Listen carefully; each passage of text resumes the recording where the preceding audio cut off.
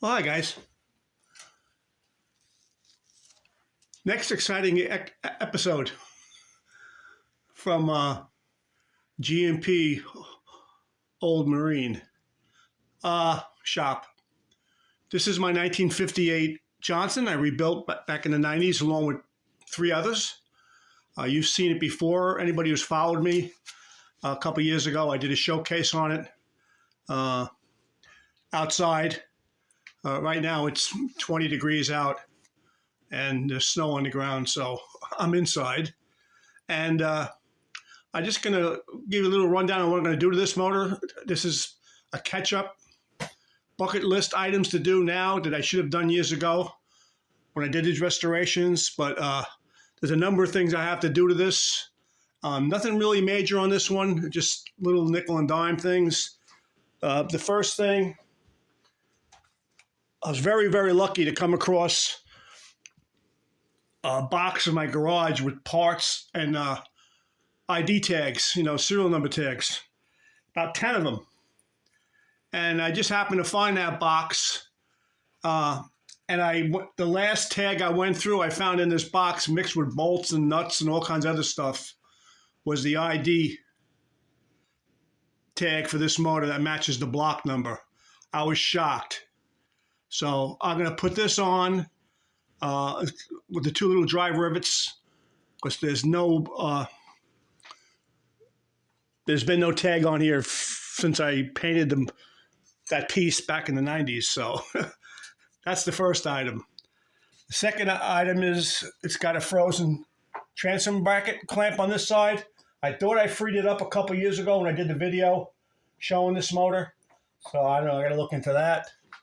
The other one turns fine. The idle adjuster is missing. It's not a big deal. This motor already has a fuel pump on it, so I don't have to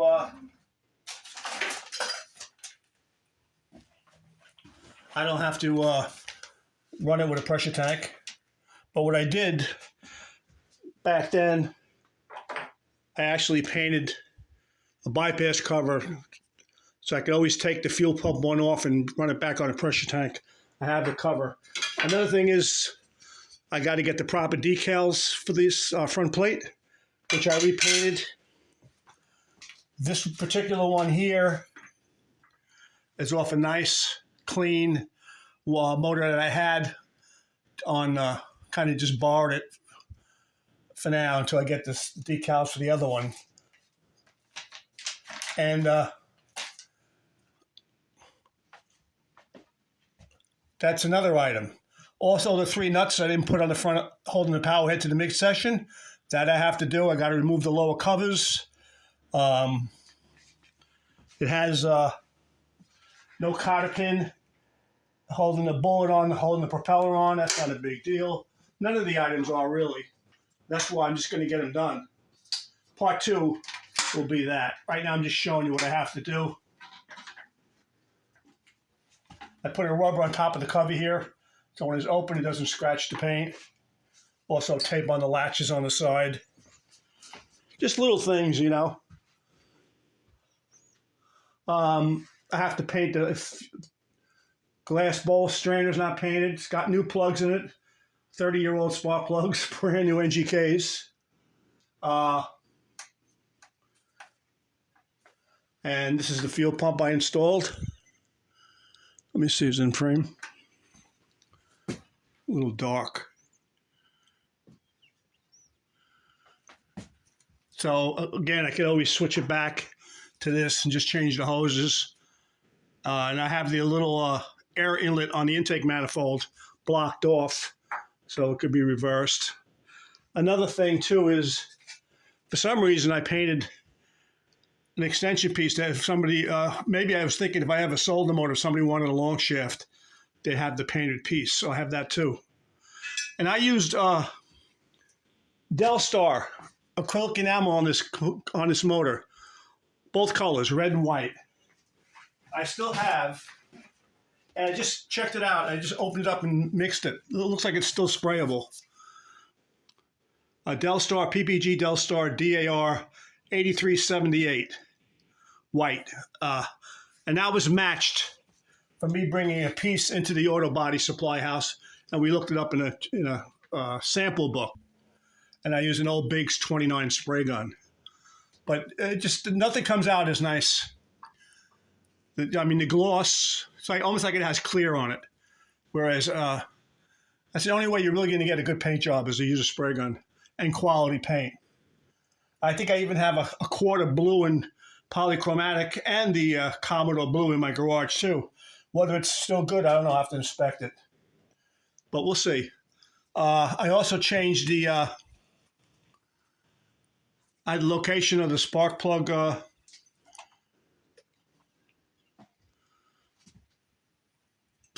wire standoff was down here. For some reason, I've seen a lot of motors, they put them down here. I don't know if it's maybe when they change the head gasket, they just put it down there. But I'm pretty sure the factory installed it on the top left-hand head bolt when they left the factory. And I got to paint the ring gear on the flywheel black. The flywheel's already black. The mag plate is black. I'll probably paint this black too.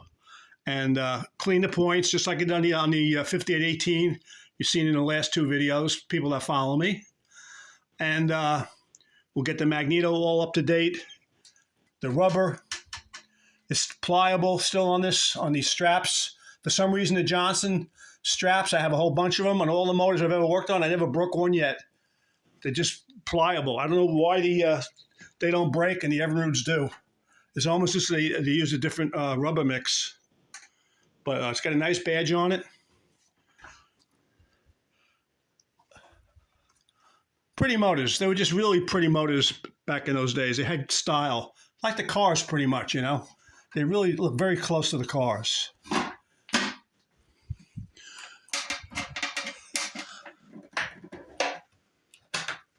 I put these decals on not too long ago, maybe a couple of years back. So for many years, there was no decals on the cover. But I managed at least to do that. Because that really gives it the complete look. You know, the gold against the white, you know, and the white accent with the red. But that's pretty much it. So I got to do the 3 nuts on the top, holding the power head to the midsection. My idle adjust, check to see if I got oil in the gear case. Get the decal on this front plate like I mentioned. I bought a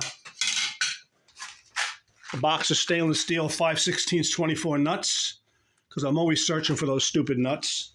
And at least they're stainless steel, so if I ever worry about them ever rusting.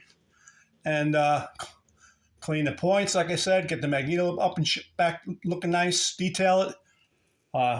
Anything else I can think off the top of my head? No, not really.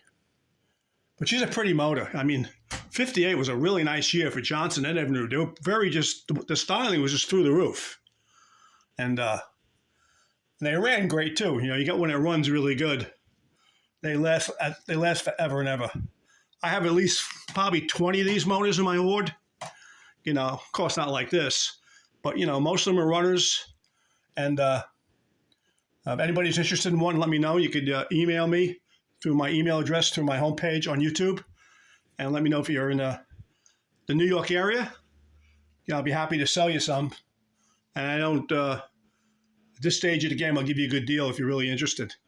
All right, so that's where we stand now. Thanks for watching, and stay tuned when I, bring this motor back up to snuff and finally finish it 30 plus years later. Okay, thanks for watching. Have a good one.